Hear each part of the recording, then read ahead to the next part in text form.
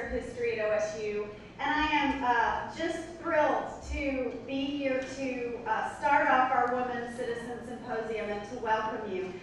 Really quickly before I forget, if you're a student who has to sign in, there are sign-up sheets on the round table outside this door.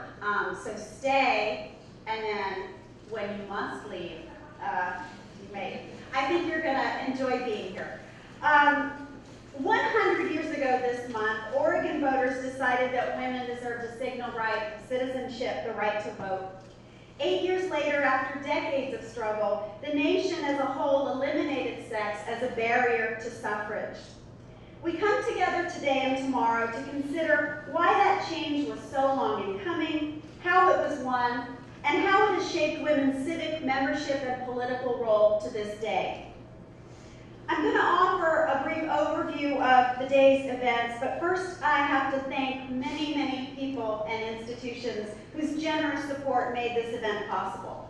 Our sponsors are OSU Women's Giving Circle, the Horning Endowment in the Humanities, the Hundere Endowment in Religion and Culture, the School of History, Philosophy, and Religion, the School of Language, Culture, and Society, the School of Public Policy, the College of Liberal Arts, the Vice Provost for Student Affairs, OSU Libraries, OSU Center for the Humanities, the OSU President's Commission on the Status of Women, and the League of Women Voters of Corvallis. So we've been very lucky to have a really wonderful list of sponsors.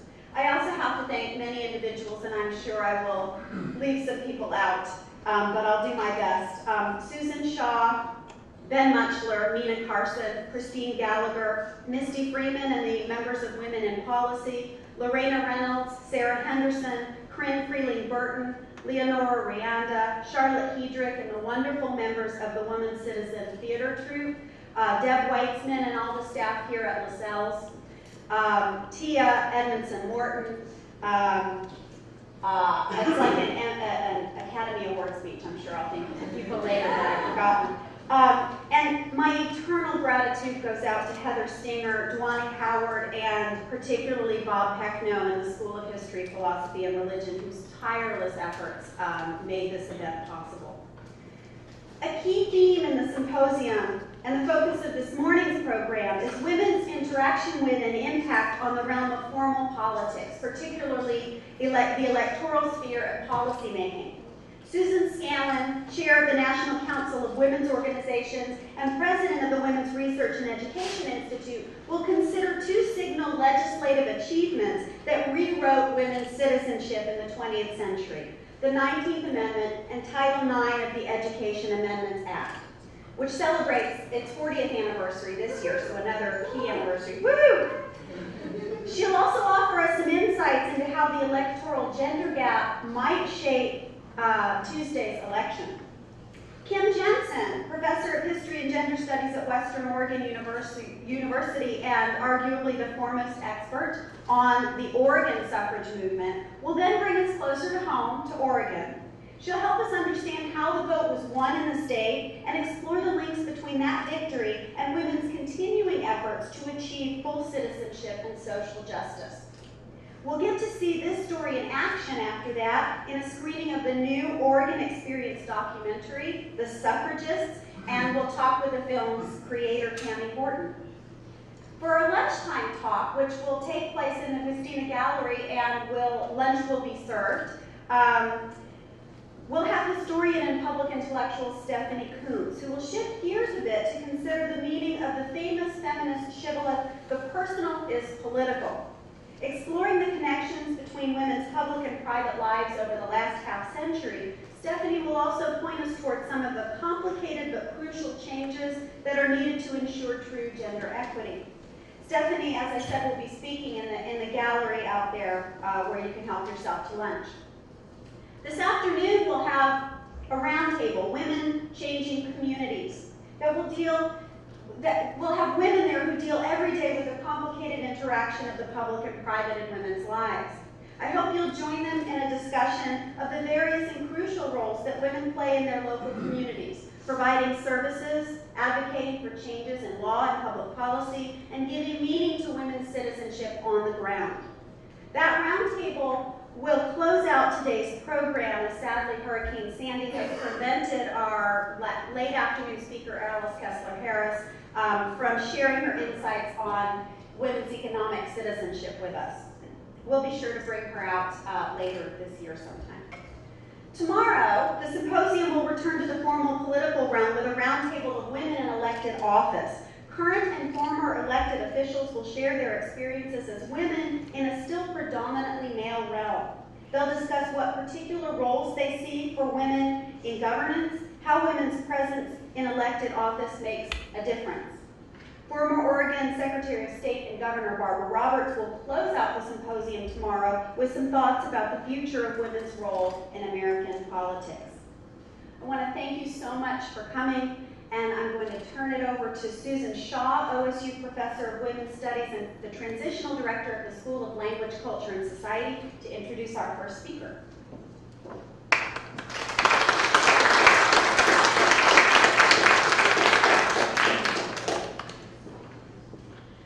I first met Susan Scanlan in 2006 when I took a group of OSU students to New York City and Washington, D.C. as part of a feminist organizing class.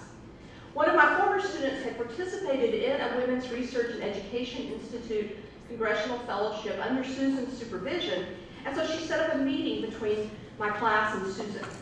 To say that Susan and I hit it off would be an understatement. We were kindred spirits, and for the past 6 years we've managed to have the occasional dinner in D.C. or Corvallis at least once or twice a year. My students also love students. In fact, she was by far their favorite speaker in the entire course, as Krim will remember. She was on that trip as well. They loved her cynicism, primarily. But of course, I imagine a career in D.C. could do that to anyone. I think what they really loved, though, was her honesty, her forthrightness, and her delightful sense of humor, which, yes, feminists do have. Susan first came to Corvallis nearly 5 years ago as the keynote speaker for the 35th anniversary of Women's Studies in the Women's Center. And she loved Oregon and OSU. After a lifetime inside the Beltway, she thought we were all really nice. Susan co-founded the Women's Research and Education Institute in 1977 to serve as the research arm of the Congressional Caucus for Women's Issues, and she became its president in 2000. RIE research is used by federal legislators and administrators, as well as by state and local government officials, women's advocates, corporate policymakers, the media, teachers, students, and a myriad of other individuals and organizations throughout the U.S. and in many other countries. In addition to directing RIE, Susan is president of the National Council of Women's Organizations. In the 1970s, she was legislative director for Representative Charlie Wilson. If you've seen Charlie Wilson's War, it's that Charlie Wilson. But I don't think you were one of those interns in the short skirts and that. Yep. She helped Charlie to write the legislation that admitted women into the U.S. military academies and the legislation that established Women's History Month in March. President Bill Clinton named her to the Advisory Committee on Employment and Training for Veterans at the Department of Labor, and in 2003, she received the Women's Leadership Award from the International Women's Democracy Center, along with Senator John Kerry of Massachusetts. Susan has spent her career making a difference for women by working for change in Washington, D.C. She is in many ways an embodiment of the second wave of feminism, and so I think she makes the perfect speaker to commemorate the first wave of feminism and mark the 100th anniversary of women's suffrage in Oregon. So please join me in welcoming Susan Scanlan.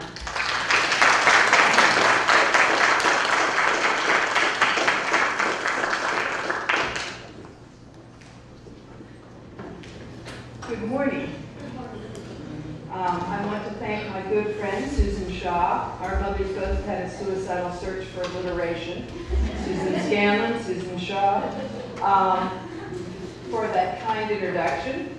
I'm also grateful to Marissa Chappelle for inviting me back to your beautiful blue state, where the scenery is mouth-watering and the people so nice it's almost creepy. First time I came here, I was teaching a freshman class in political science, and so I was using one of my favorite expressions. I said, you know what Harry Truman said? if you want a friend in Washington, get up. And there's dead silence. And then I said, well, Harry Truman was a president during the first half of the last century. And he said, if you want a friend in Washington, you should get, dead silence.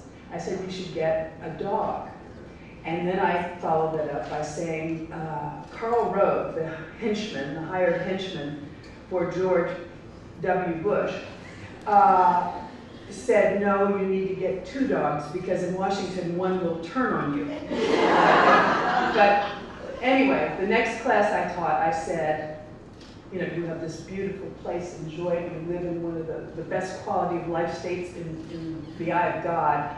And I said, so if you want a friend in Washington, get a, and from the back of the room, a football player said, Oregonian. And he was right, he was right. I've been brought here from Washington, D.C. to review the bidding on women's role in U.S. democracy and to teach you that in American politics, you either play or get played. I guess you could call me the ghost of elections past. Okay, let's wake everybody up with a quick quiz. This is for the students in the crowd because your professors get paid to know these answers. Okay, young men and women? Who can name the governor of the great state of Oregon? Thank you, thank you. 1.1. Oregon has had only one female governor. Who is she and where will she be sitting tomorrow morning? Did I hear a name? Yes, thank you. Okay, you have 2 U.S. senators. Name them.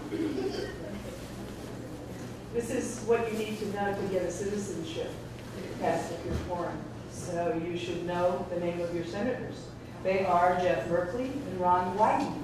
And I know I'm telling a lot of people who already know.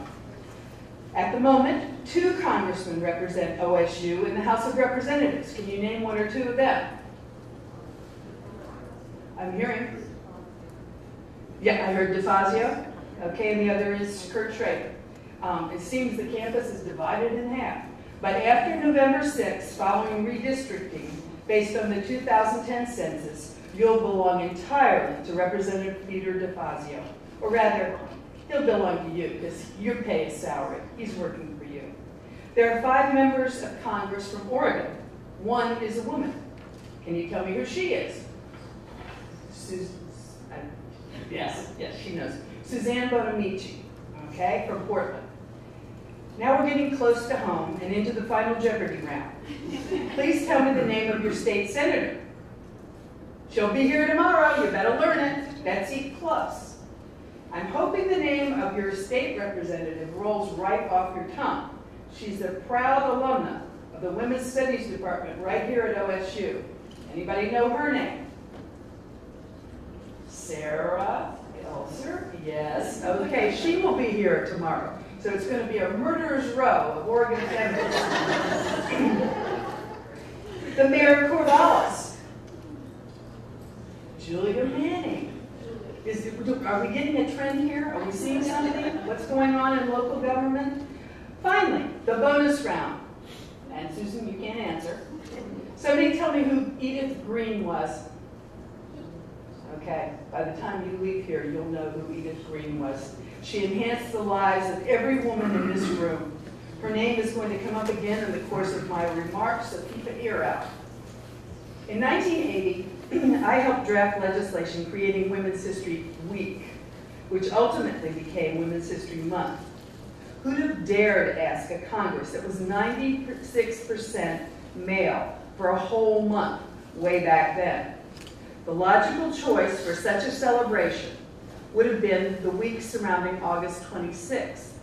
That's Women's Equality Day, when the 19th Amendment to the Constitution granting women's suffrage was passed. That's in 1920. But how many of you have visited your nation's capital in August? I believe Oregonians would spontaneously combust. It's like living 8 inches from the sun. You'd be hard-pressed to pinpoint a more miserable place on the planet. So we selected springtime, when the cherry blossoms are in bloom in Washington, D.C. My grandmother would have seconded that emotion. She loved the cherry blossoms. I'm a third-generation Washingtonian. My granny, my mother, my sister, and I were all born in Washington, D.C. My mother and her 5 brothers considered the tidal basin their swimming hole. The tidal basin is where the glorious cherry blossom trees from Japan were planted in 1912. In March 1938, during the Depression, when Roosevelt put men to work, he decided that they would build the Jefferson Memorial along the Potomac River, and it was right next to the tidal basin. And the plan was that they were going to tear out over half the trees.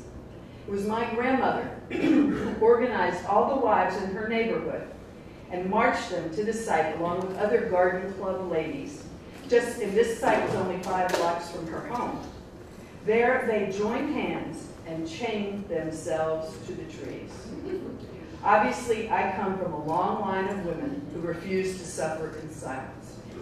My grandmother proved that middle-aged housewives can cause powerful male politicians to go weak in the knees. Originally, the Jefferson Memorial was to go where FDR's memorial sits today. Because of that human chain of angry women, planners were instructed to move the memorial 30 degrees to the left, where fewer trees would be felled. And as Washington celebrated the 100th anniversary of the cherry blossoms this year with great fanfare, I know my grandmother was looking down and saying, "I told you so." This symposium seems the appropriate occasion to celebrate how hard women have struggled for equal rights and to calibrate how far we still have to go. Let's take a look.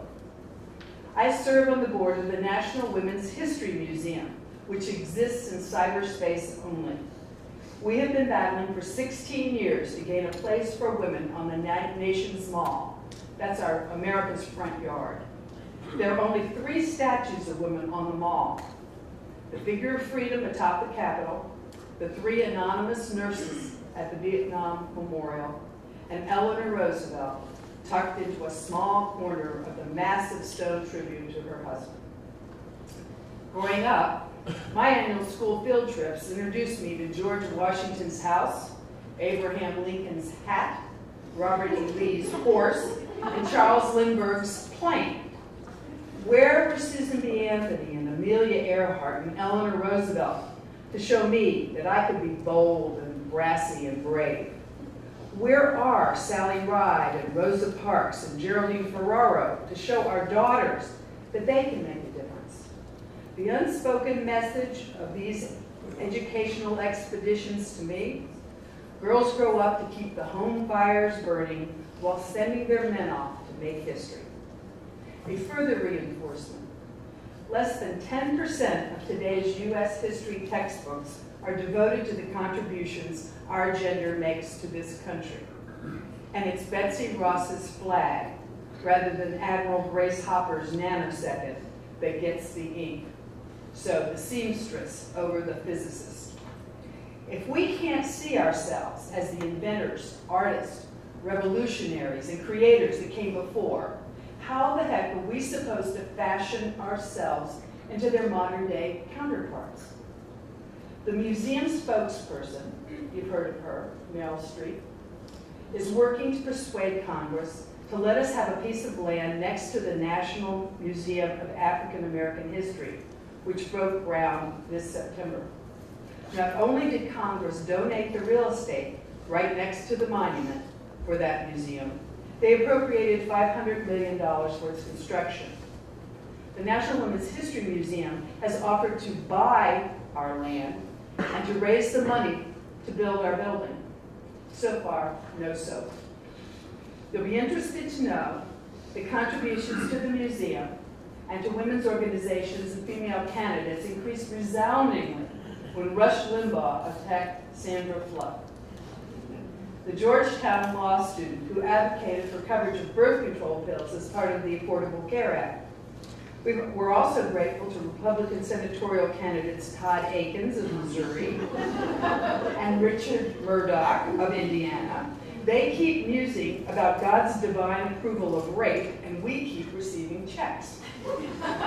Turns out a large portion of the 157 million women living in this country don't appreciate being defined by or restricted to their reproductive organs. The media has been all over me for explanations of this success. First, I tell them it's a bad idea to enrage middle-aged women. We're the ones who control the pocketbook in this country, and we're the only part of the population that grows more liberal as we age. We've raised children, divorced husbands, buried parents, gotten shortchanged on our careers, endured cancer and chronic disease, or sat with sisters who have. By the time we hit our 50s or 60s, there's very little you can frighten us with. Alongside their fathers, husbands, and brothers, American women fought and died to settle this country. They sacrificed their lives in every war in our history. Up until 1930, many, and I do emphasize many more American women died in childbirth than men died on the battlefield. They ran the farms and the homes and helped in small businesses, all the while confined by corsets, convention, and button-up footwear. You should understand, however, that for most of the 19th century, an American woman's rights were not much better than a slave's. She had no legal right to the wages of her labor, and no right to the custody of her children. She could not own property in her own name, could not sign a legal contract, and could not travel if her husband or father objected. Most doors to education were closed to her. Who took on this status quo? The two commanding generals in the fight for suffrage, Elizabeth Cady Stanton, a plump mother of 7, and Susan B. Anthony, a tall, lean, unmarried, and slightly cross-eyed Quaker school mom. Stanton and Anthony were a powerful partnership. Elizabeth was the idea person, the wordsmith of the movement. She stayed home mostly and had babies while writing a radical woman's Bible to demonstrate the repression that religion inflicted on her gender. Imagine this in 1850. Imagine attacking the Bible. Susan was the campaigner, ignoring opposition and abuse. She traveled, lectured, and canvassed across the nation for the vote. They also fought for the abolition of slavery and advocated for women's labor organizations. I'm sure that your teachers, your professors have told you, one movement rose out of another, okay? So out of the abolition of slavery movement grew the suffrage movement. And out of the suffrage movement, at sort of the same time, grew the teetotaling movement to get rid of alcohol. In my own day, I was extremely active against the Vietnam War, okay? And a little bit before that, the civil rights movement occurred. The Vietnam movement came out of the civil rights movement. Perhaps you'd like to know who did all the work for both of these movements. Who do you think stayed up late and we didn't have Xerox machines? We didn't have long distance cost like $8 a second. We had mimeograph machines, and you had to type perfectly to get things out. And who do you think did all the work?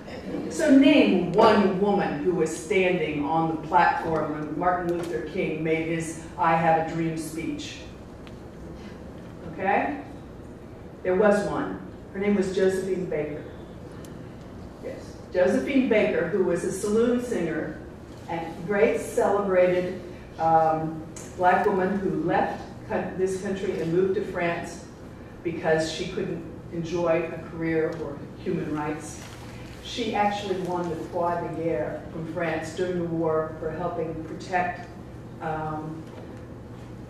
French and Americans who were caught behind the lines, and she would conceal them. So they allowed a French woman to come on stage wearing her Croix de Guerre and speak. And if you can name a single woman who worked on the anti-Vietnam War campaign, I'd have a hard time doing it. We all have the Chicago 7, don't we? Yes, the Chicago 7, in my generation, we can all name them. It's like the 7 dwarfs. In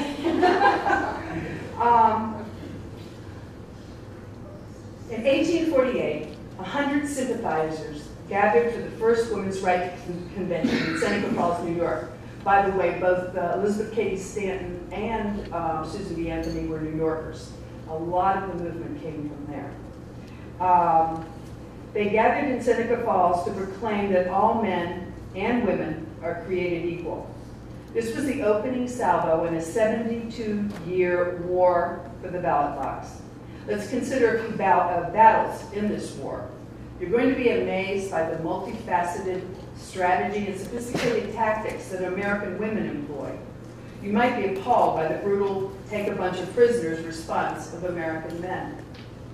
The primary front was Washington, D.C., where every year for 40 years, the Women's Suffrage Amendment is introduced in Congress, and every year for 40 years, it dies without being voted on.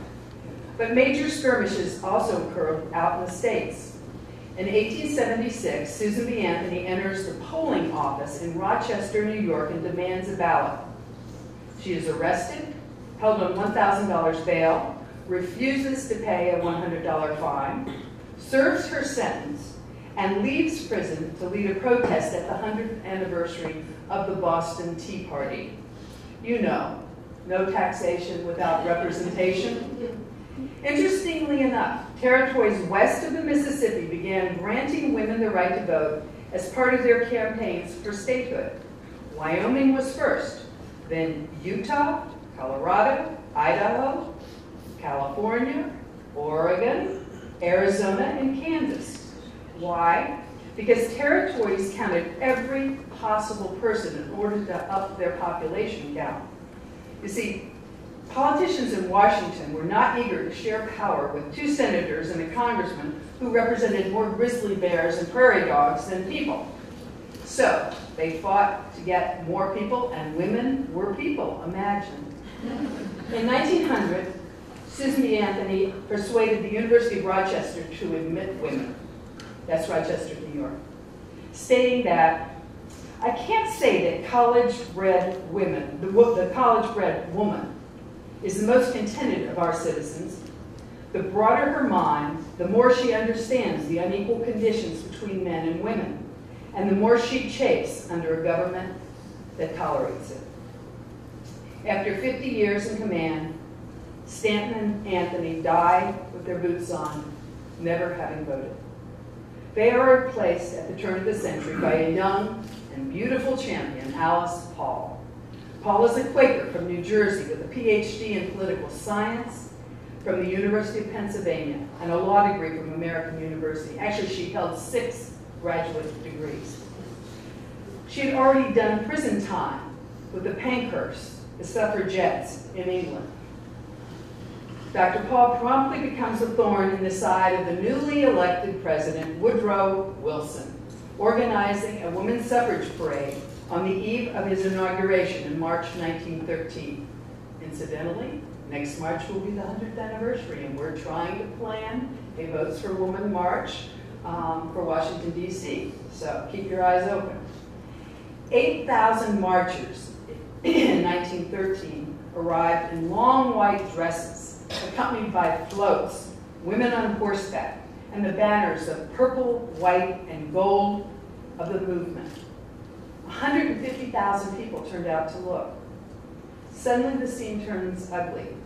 The suffragists are attacked by a mob of men who, according to news articles, hurled insults, rotten vegetables, and lighted cigar butts at them. Soldiers sent to keep order stepped back and allowed the violence to continue. Hundreds of women are seriously injured. And these are the wives of doctors and lawyers. These are not poor women. These are women of stature. They were taken to hospitals. They had suffered broken arms, concussions, but none were deterred. We all know that women are detail-oriented. But suffragists seized the big picture as well. Witness their organization in just one state, Pennsylvania. The Pennsylvania suffragist movement had 17 full-time organizers working the larger cities, while 18 more went out to the countryside. They had 60 speakers ready at a moment's notice to address every possible audience or conclave. They put 5,748 posters in streetcars that went through all the major cities of Pennsylvania. And they had a life-size 2,000-pound women's Liberty Bell that was trucked or horse-drawn over 4,000 miles of mostly unpaved and often muddy roads in the Keystone State. Early PR, early campaigning, wonderful. One argument against awarding women the vote is striking. Woodrow Wilson noted that women weren't true citizens of the United States because they didn't put on the uniform of their country and shed their blood in its defense. Woodrow was wrong on this, as on so many other issues. Women began serving on active duty, primarily as nurses, in 1901. Both the Army and Navy recruited them, but kept their civilian status. Why? Because they didn't want to pay women men's higher wages or give them veterans benefits. In 1917, America enters World War I. 33,000 American women answered the call of their country as nurses and as yeomen who performed secretarial and communications assignments. Those who spoke French volunteered as translators at the front. They were called the Hello Girls. More than 200 women are killed in these efforts. And let me bring you up to date on the sacrifices that this generation of women has made while wearing their country's uniform. More than 69,000 U.S. service women have completed at least one tour in Iraq or Afghanistan. 151 have died, 98 from hostile fire. 905 have received Purple Hearts for wounds incurred during enemy action. And 2 women, both enlisted, have received the Silver Star for heroism. And just remember, women are prohibited from engaging in combat. Gee, I wonder why that happened. But back to the war to end all wars. Alice Paul calls Wilson a hypocrite for sending American men and women to France to die in a war for democracy when he denied voting rights to women at home. She posts silent sentinels of liberty to hold protest signs at the White House gate, a radical concept for mostly middle-aged, middle-class, respectable women in such refined times. Charged with obstructing sidewalk traffic, a crime that had never been on the books, nearly 500 women protesters are arrested. 168 are sent to Occoquan Workhouse in Virginia to do jail time in unsanitary conditions where they suffer beatings and abuse. Alice Paul is tried and sentenced to 7 months in the workhouse. She is placed in solitary confinement for 2 weeks and begins a hunger strike. She is then put in the psychiatric ward, although one doctor admonished the prison warden, "Courage in women is often mistaken as insanity." Afraid of an uproar should she die, guards force-feed her 3 times a day for 3 weeks. But public opinion quickly turns when newspapers carry stories of this brutal treatment. The public is shocked and sentences are shortened or dropped.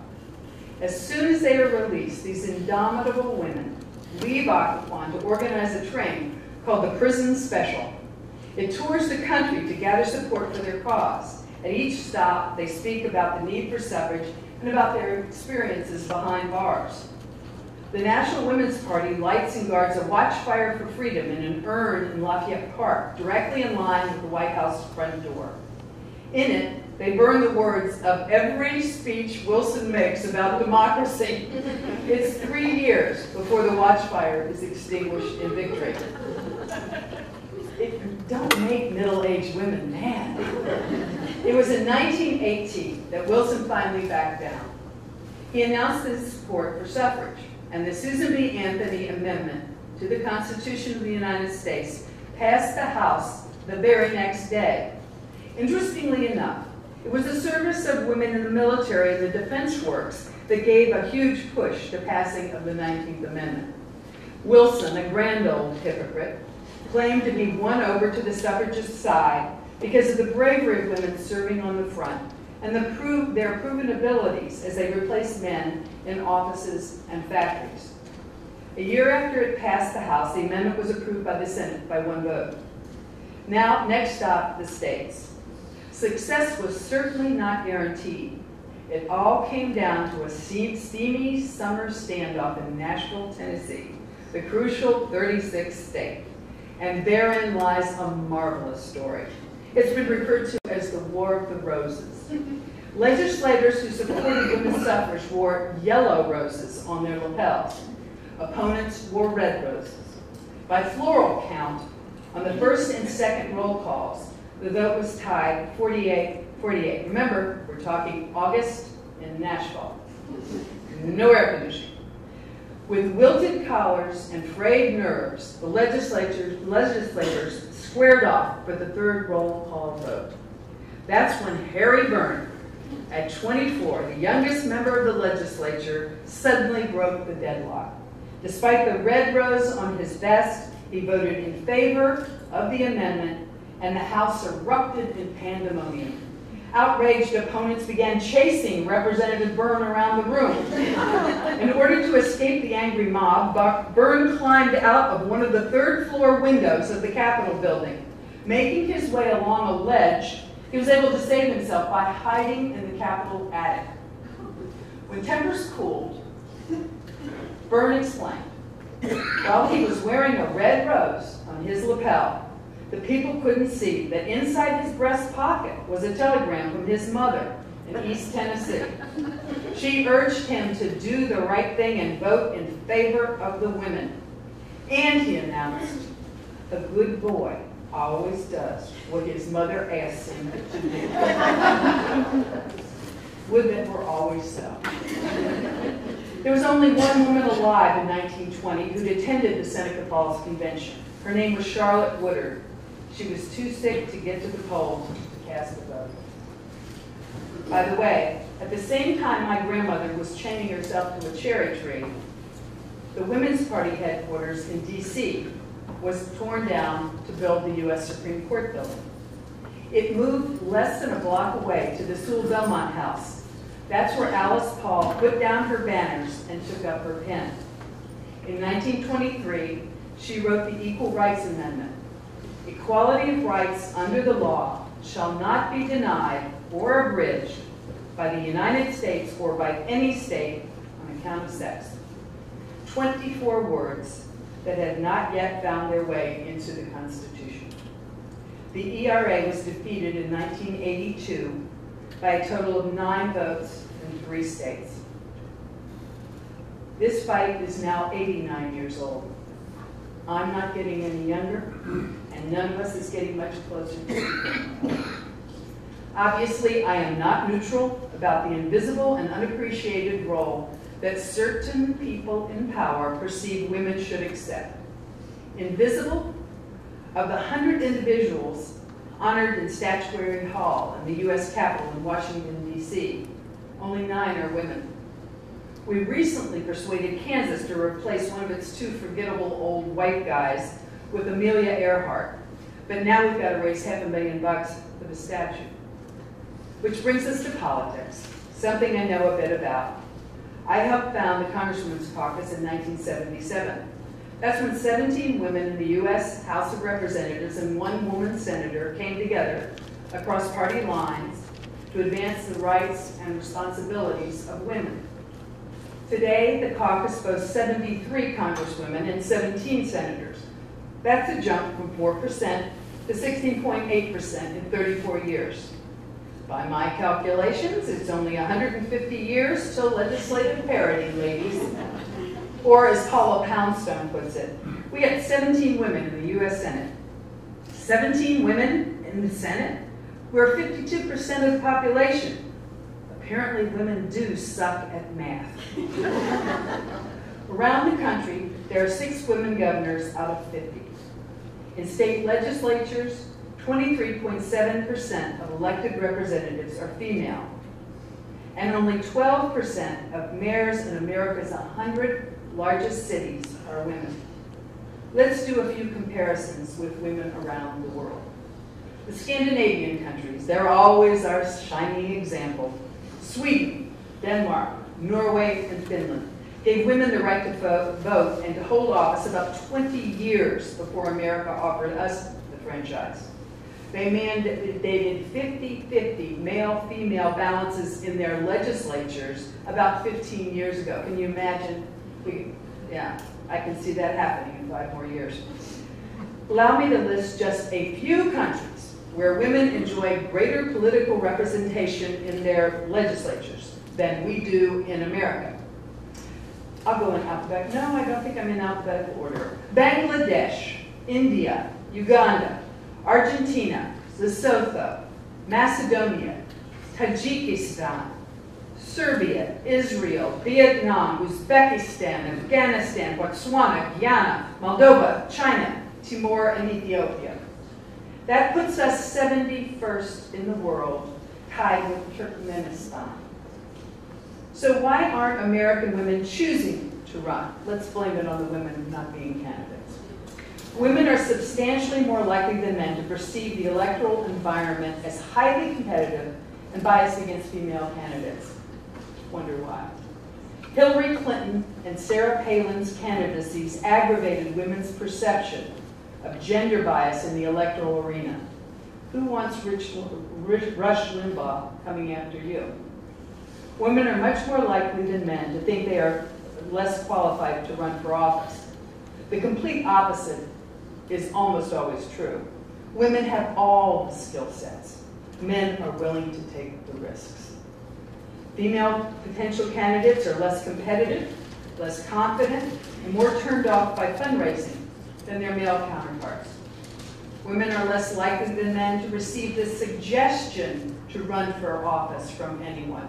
That's a very important point. Someone should say, gosh, you've done so much for the community. Why don't you run for mayor or councilman or assemblywoman, whatever?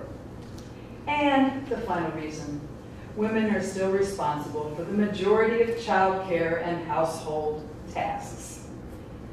Any of this sound familiar? Similar reasons are cited for women's thwarted careers in the corporate world. There's some encouraging news. When I arrived on Capitol Hill, the best way for a woman to get elected was to have her congressman husband die in a plane crash, a car crash, or just plain die. Of the 17 women serving in the House then, 7 arrived as newly minted widows. Muriel Humphrey was the senator. Her husband Hubert had died and had been replaced by the governor for the duration of his term. Nowadays, political careers are built through law degrees.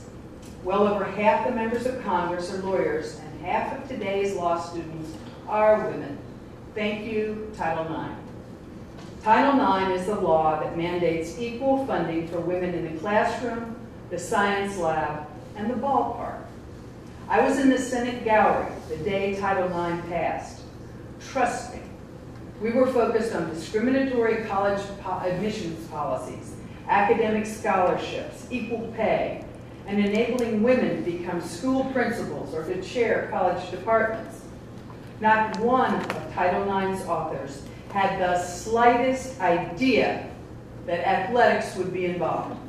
In our wildest dreams, we might have imagined girls coming to school, tying on gym shoes, and perhaps holding a field day of racing and jumping.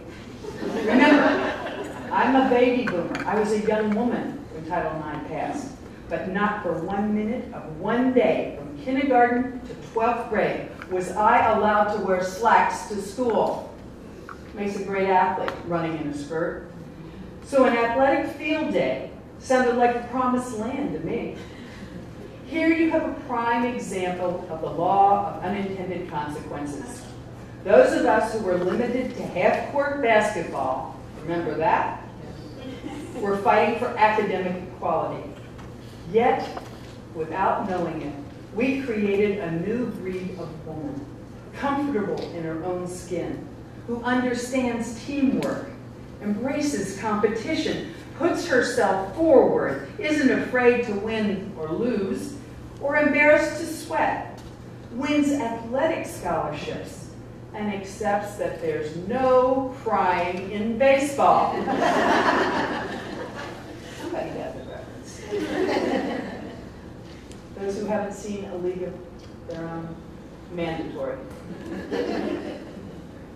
What else do we owe to Title IX? Let's bring us up to date.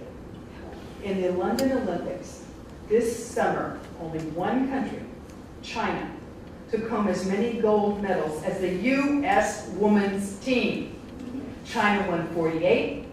The women of the United States tied Great Britain with 29 gold medals. It gets better. The United States women won 58 medals in all, better than all but 3 countries, China, Russia, and Great Britain. Finally, they topped their male teammates both in gold medals won, 29 to 17, and overall medals earned, 58 to 45. How's that for kicking butt? And who do we have to thank for Title IX? Edith Green of Oregon, a Democratic congresswoman, that's who. Throughout her 10 terms in the House of Representatives, Green focused on women's issues, education, and social reform. In 1955, she proposed the first Equal Pay Act to ensure that men and women were paid the same salary for equal work. That bill, watered down, was signed into law 8 years later. Her work to fund schools and scholarships earned her such titles as the Mother of Higher Education and Mrs. Education. But the Congresswoman's greatest legacy was Title IX. Using her senior position on the House Education and Labor Committee and a bit of legislative legerdemain, she saw to it that there was not a word of debate about Title IX on the House floor. During a late-night committee session, Green quietly slipped amendments into the Omnibus Higher Education Bill that prohibited sex discrimination at federally funded educational institutions. Federally funded includes if the government gives you surplus peanut butter. You're federally funded. The only House vote was for final passage of the full bill, which was approved overwhelmingly. As we say in D.C., her male counterparts didn't realize they were singing soprano until they stood up. Things were almost as smooth sailing in the U.S. Senate, and I was sitting in the gallery, and I'll never forget this. Birch Bayh, father of Evan Bayh, who's now left the Senate, Birch Bayh was managing the bill, Birch Bayh of Indiana, and a big old congressman, a senator from Alabama, stood up and he says, "Now, I'd like to ask the good gentleman from Indiana a question." And Birch Bayh said, "Certainly." He said, "Listen, I got 2 strapping daughters and a mighty dull son. I think that my girls should get the same education as their Bubba. He says, I'm going to vote for this bill as long as the good gentleman from Indiana can assure me that it will not have any adverse impact on football." And Birch Bayh, in all honesty, said, "Football? This is about getting women into colleges and giving them scholarships and letting them earn their way so sissies can go to school as well as Bubba."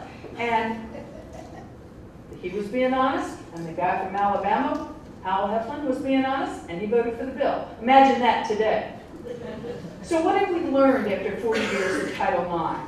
That most husbands, dads, and brothers want their wives, daughters, and sisters to compete on an even playing field.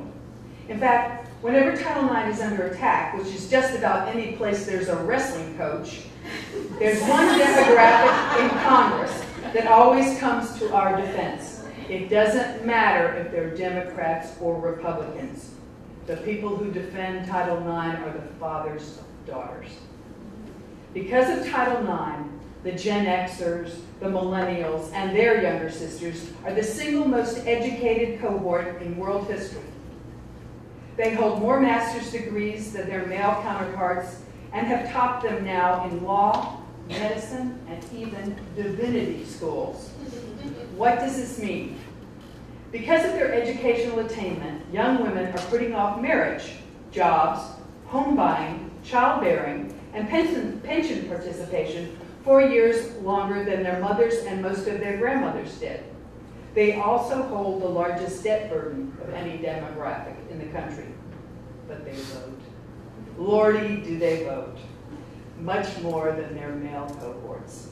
According to the Center for American Women and Politics at Rutgers University, my source for all things electoral, in 2008, the big landslide election, 49.5% of women ages 20 to 24 cast a ballot, as compared to 42.4% of their male cohorts. But it gets better. Women aged 25 to 29 outvote men of the same age 51.8% to 42.6%. But let's give credit where credit is due. It's baby boomer women who turn the tide. They took the statistics to 60.4% versus 53.7%. That translated to about 7 million more votes for Obama, 64 to 29%. These margins mean that unmarried women edged out both the younger voters and Hispanic voters as the demographic with the second strongest support for the Obama-Biden ticket. African Americans took and take first place at between 96 and 97%. The Republican attacks on Planned Parenthood and reproductive rights should guarantee even stronger support from women like you next Tuesday. There's been a significant gender gap at every national election since 1980 when Ronald Reagan was elected. More women vote Democratic, more white men vote Republican. Can this 30-year phenomenon be reduced to guns versus butter? Women do have more at stake, particularly in this year's presidential race. They represent the largest portion of public sector employees where jobs are being cut hand over fist. Women live longer with less money and far outnumber men amongst the poor, Medicaid and Social Security recipients, nursing home residents, and college students. Women suffer disproportionately from chronic illnesses that cost more to treat. So they have a particular need for the Affordable Care Act, the Social Safety Net, and tax fairness that the Republican Party has put up for grabs. What else will be decided next Tuesday? In 44 states, at least 50% of the state legislature is up for an election. In 22 states, the entire state legislature is up for election. In California, voters will have the opportunity to repeal the death penalty. Maryland, Maine, Massachusetts, and Washington all have critical votes involving the freedom to marry for same-sex couples. In Florida, there are critical amendments dealing with separation of church and state, reproductive freedom, and judicial independence. But most important, in my opinion, is the Supreme Court. Given actuarial tables, it is altogether likely that the next president will appoint 2 and possibly 3 new justices. So the choice could be whether women like Elena Kagan and Sandra Sotomayor decide your future, or someone of Mitt Romney's choosing. Now let's consider the candidates. There are 19 states where women are running for the U.S. Senate. 6 of them are incumbents, all fairly safe except for 1. 8 are running for open seats, and 4 are challenging incumbents. Thanks to the Tea Party, which gave the Republican nomination to one of its own, women, the one-woman senator, the incumbent senator in a tight race, Claire McCaskill of Missouri, has a much better chance of winning. McCaskill's defeat was to be the first building block in the Republicans' plan to retake the Senate. I'm venturing a guess that the Ds will hold the Senate by 2 to 3 votes. And I'm not an optimist. Women candidates are running for the House in 48 states. 66 already hold a seat. By the way, incumbency offers an amazing advantage. On the federal level, well over 90% of incumbents are re-elected. So we have 66 female incumbents. Most of them are going to return. 26 women are running for open seats, which is the second hardest thing to do. And 71 are challenging incumbents the hardest. In 2010, for the first time in 40 years, the number of women in Congress actually went down by 1. No one is predicting great gains for female legislatures this cycle. My prediction is that the Ds will close the margin in the House of Representatives, but not enough to take back control and return Nancy Pelosi the Speaker's chair. We've all heard that money is the mother's milk of politics. Just last week, campaign reports revealed that both the Obama and Romney campaigns have each raised $1 billion. Elections for sale. So where do women candidates go for funding? To political action committees, which we've shortened to the word PACs, and donor networks designed specifically for them. In 2012, there are 58 PACs that either give money predominantly to women candidates or have a predominantly female donor base. 26 states have such PACs. Most have 1. But California has 9, and Oregon has 2. The Women's Investment Network and Merge Oregon. Both of these groups support Democratic candidates. On the national level, you've heard of Emily's List, Early Money is Like Yeast, which was founded by IBM heiress Ellen Malcolm. It supports pro-choice Democratic women. Bipartisan PACs that support feminists of either party are run by the National Organization for Women, the National Women's Political Caucus, the Women's Campaign Fund, and my very favorite, WOOF PAC, which stands for Women Under 40 Political Action Committee. Incumbent women raise money at about the same level as incumbent men. Challenging women, with notable exceptions like Elizabeth Warren in Massachusetts, who's running against an incumbent senator, Scott Brown, raise less than their male challengers. Now I'll get down to the nitty-gritty. As the leading democracy of the world, our voting system should be free, fair, and accessible to all eligible Americans. It's important to protect the integrity of our elections and stop voter fraud. But we should not be making it harder for millions of eligible Americans to participate. Discouraging voter turnout seems to be a leading political strategy of the Republican Party. 16 states controlled by Republican legislatures have passed laws making it harder to vote. These measures are aimed at suppressing the number of African Americans, Latinos, older Americans, college students, and the poor who may cast their ballots. All of these populations are traditionally Democrats, and all are disproportionately female. Typically, these laws call for stricter inspection of voter identification. They also limit early voting and existing state regulations designed to encourage voter participation. I had dinner with Susan last night, and she explained to me, oh, we have to get our ballots into the mail. You all live in a voter's paradise. Please appreciate it.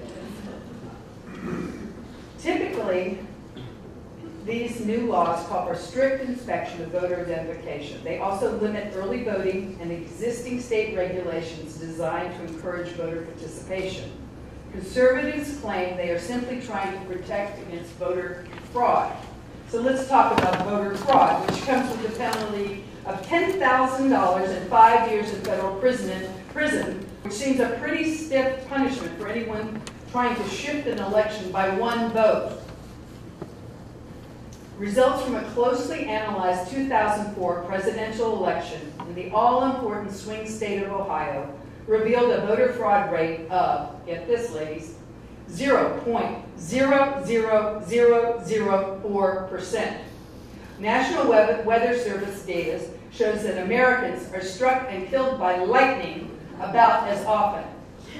Out of the 197 million, let me say that again, 197 million votes cast for federal candidates between 2002 and 2005, only 40 voters were indicted for voter fraud, according to the Department of Justice.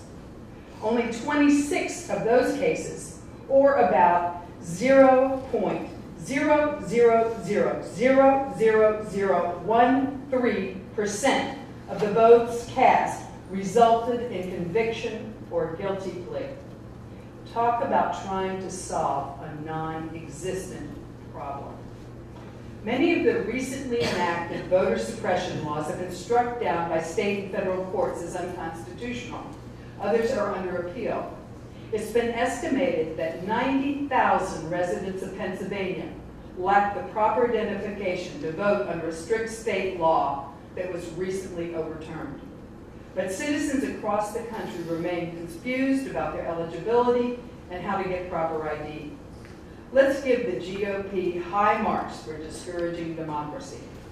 And remember that congressional and state districts have been redrawn based on 2010 census info. So many voters could go to the wrong polling place and be turned away. Finally, the election is held on a Tuesday in the middle of a work week. Not that it's important to Oregonians. Just how many minimum wage workers or women around the country without vacation or sick leave? Most women workers do not have paid vacation or paid sick leave, can afford to take time off to vote.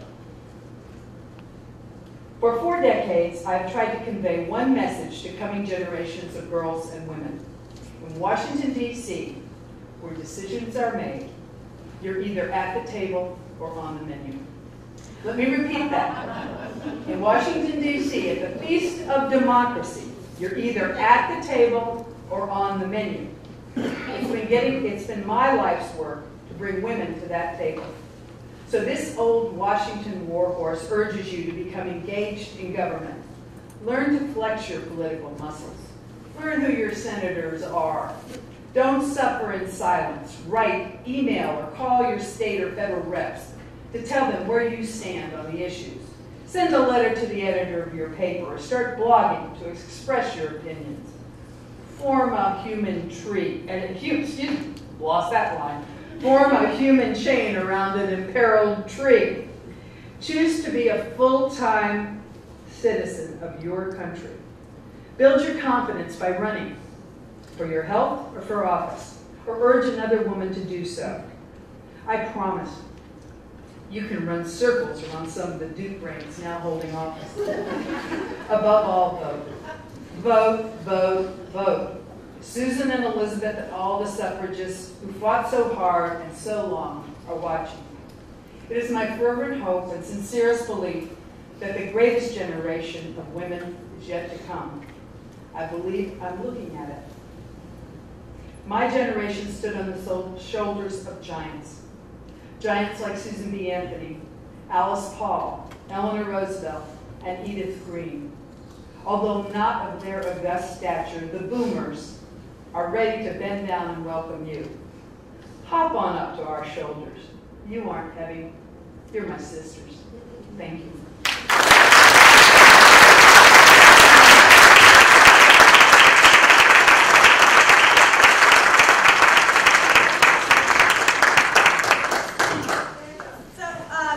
Susan Scanlan, we'll take a couple of questions if there are any, and if you could just repeat whatever the question is into the mic, that would be great. I know some students have to leave. I hope I didn't make you late for class. In the back, yes, ma'am. Yeah. So I just want to say that just following on the way you went into your speech, Jean Raymond is sitting there, and I represent exactly 50% of the women who've been on the Corvallis City Council since 2004. Right. And it's not because voters rejected or discriminated against women. We're the ones that ran. So when you look and see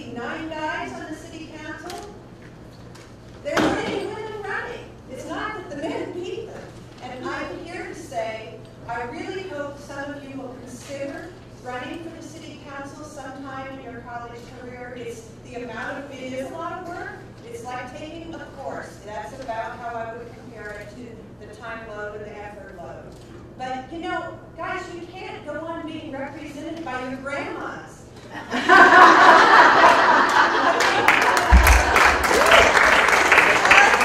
Hard to do. It's kind of scary when you're new. And out of those 4 women that ran, one of them was an OSU student. She still lives here in the community. I could put you in touch with her. I'm sure Jean or I would talk to you about it, and Marissa knows how to get in touch with me. Please consider doing this. Your community needs you. We really need to hear, and you're the political bench for women who get in the Senate or the governorship someday. You've got to start locally and learn how it works if you want a political career. But more importantly to me, as somebody who cares about our community and is working on this OSU city collaboration, I want to see younger women, younger men too, for that matter, running for office and getting engaged in the day-to-day nitty-gritty of the decisions that make our community and the university work together. So please consider doing it and take up that battle. Thank you. Thank you. And thank you for your service. You have to look at yourselves as the farm team. And how do you get to be better? Practice, practice, practice. Run for office. Learn how to make a speech. Go door knocking with a candidate. And the single most important skill, fundraising. Learn how to look at your 4th best friend and say, listen, I need you to donate $50.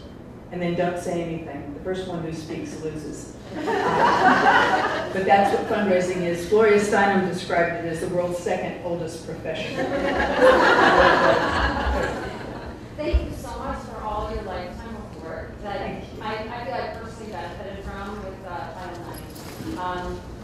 And actually, in your focus, we talk a lot about sports. And actually, I got to do judo, and I got to play football, and I got to do all these wonderful things that I know helped me. So, and it was an unintended consequence, but an excellent one.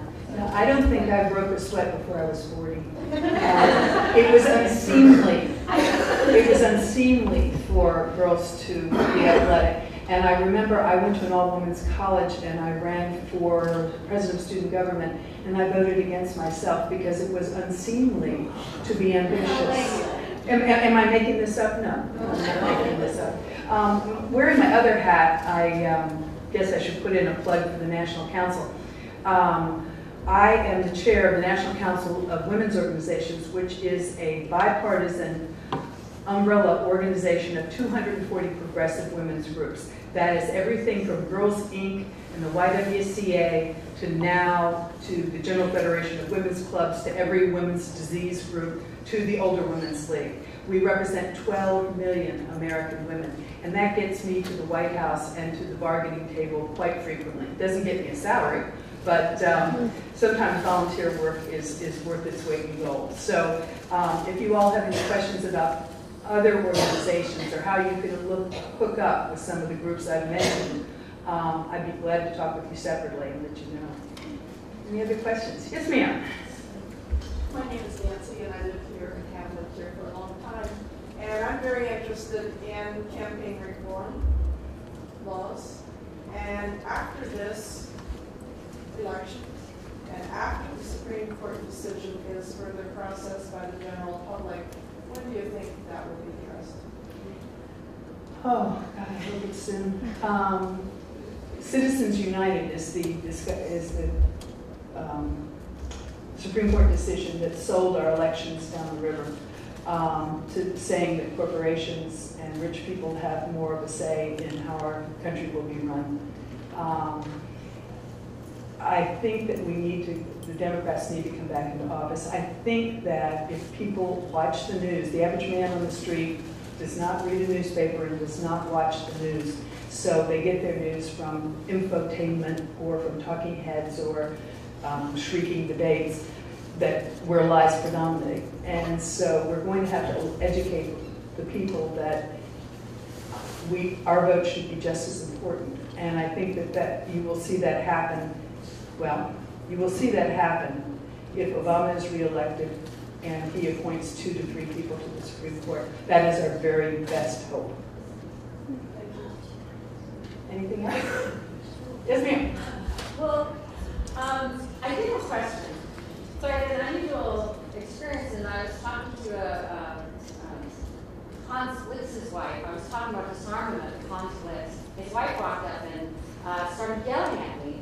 And I couldn't understand what the issue was, but it turned out that she was upset because I worked for a nonprofit and hadn't run for office. And she said that in America, and she had all these stats. She said that in America, all the women go into nonprofit work instead of politics. And I don't know how to wrap my head around that really, because I think of all the wonderful things going into the nonprofit world, and I want Jeannie Rayner to run for governor, so she's sitting right next to me. So I wanted to know what you thought of that. That's a wonderful and probably very insightful observation. I think all women are social workers at heart. We want to make things better. We are so much better at networking, at seeing a problem and gathering together to solve it, and that's what nonprofits do. And you're right, and in the nonprofit world, you will never get rich. It's very descriptive. So I always tell the young women who come to me, go make a lot of money and donate it, and then run for office, you know, because money is the mother's milk. You're right, but you get a lot of ground training in nonprofit work because you're paid so little. Yet generally you are sent to meetings to represent your organization. You learn to speak, you learn the facts of your cause, you learn how to network with other women's groups. But you're right, the nonprofit sector takes advantage particularly of women as far as not paying them decent wages because we're so poor. I haven't had a raise since the year 2000. I'm the worst boss I ever worked for. Anything else? Okay. So, can you talk a bit about, in terms of issues and the way legislation and policy goes, why it's important to have more women as legislators? Okay. First of all, I must say, I hope the men in the audience are not feeling insulted because God bless you for being here. And there are many more male feminists in Congress than there are women or women feminists.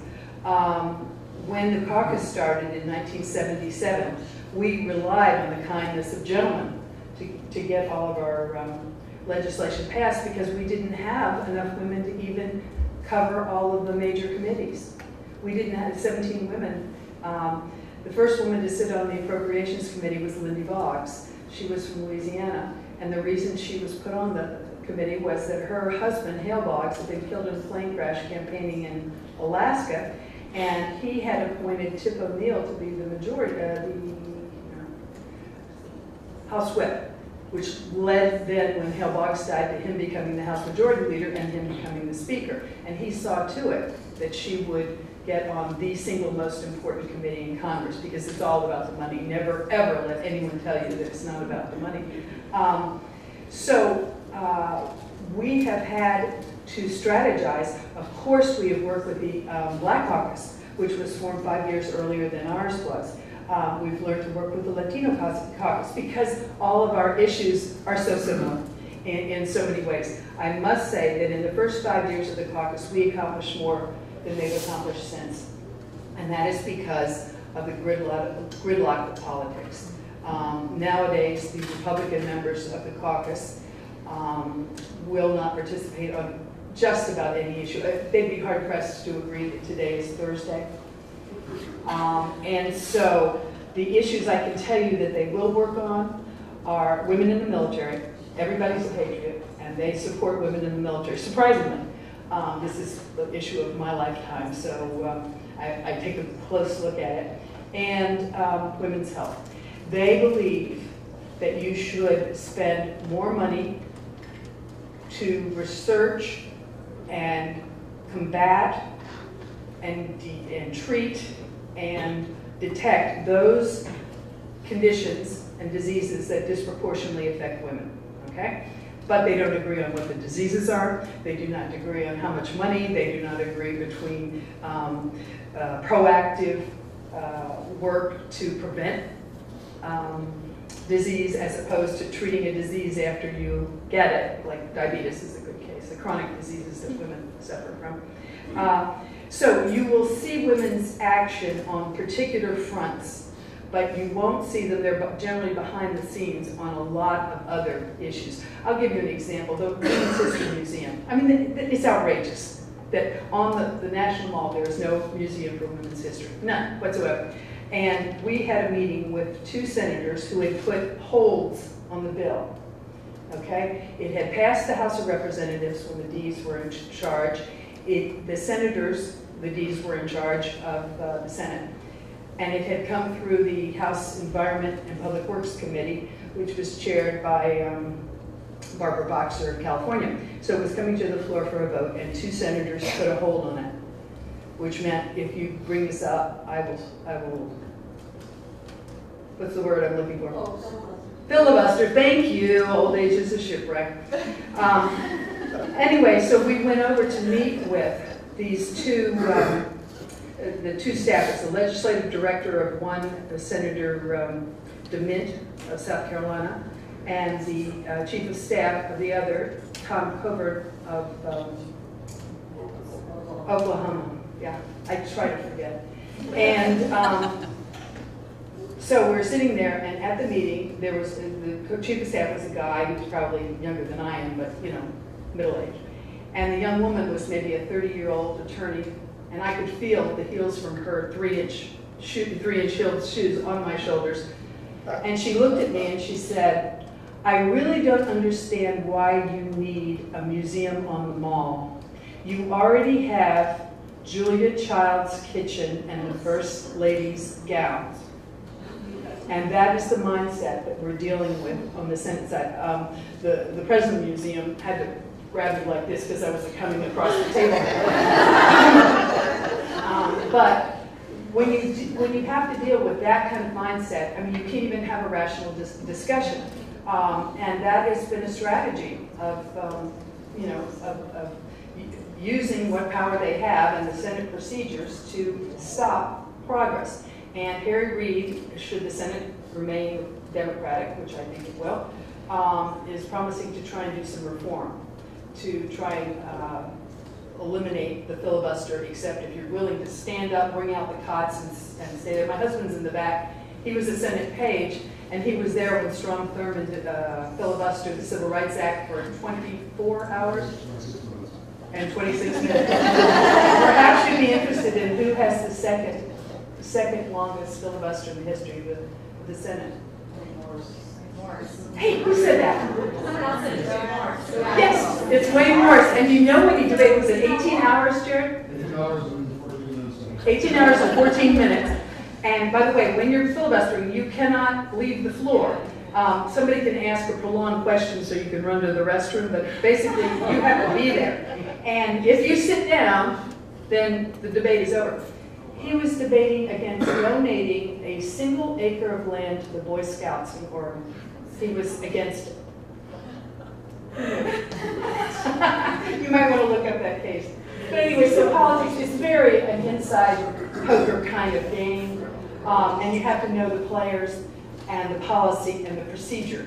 In the Senate side in particular, the procedure is very, very tricky. You have to almost be born there to understand it because everything is germane. You can bring up anything under another title. In the House side, I always, when in the fellowship I run, I always try to get my fellows, unless they're lawyers, to work on the House side because they have a procedure and everything must proceed so you know what's going to happen next, what has to happen next, and they observe the rules. So y'all should think about coming to Washington, come for a semester, come as a Wright Fellow, come learn how it works, and come learn how wonderful your state is, how wonderful the people here, how wonderful the weather here, give or take the rain. But really, you can't appreciate where you're from until you go away from it. Yeah. Anything else? Well, thank you very much. It's been an honor.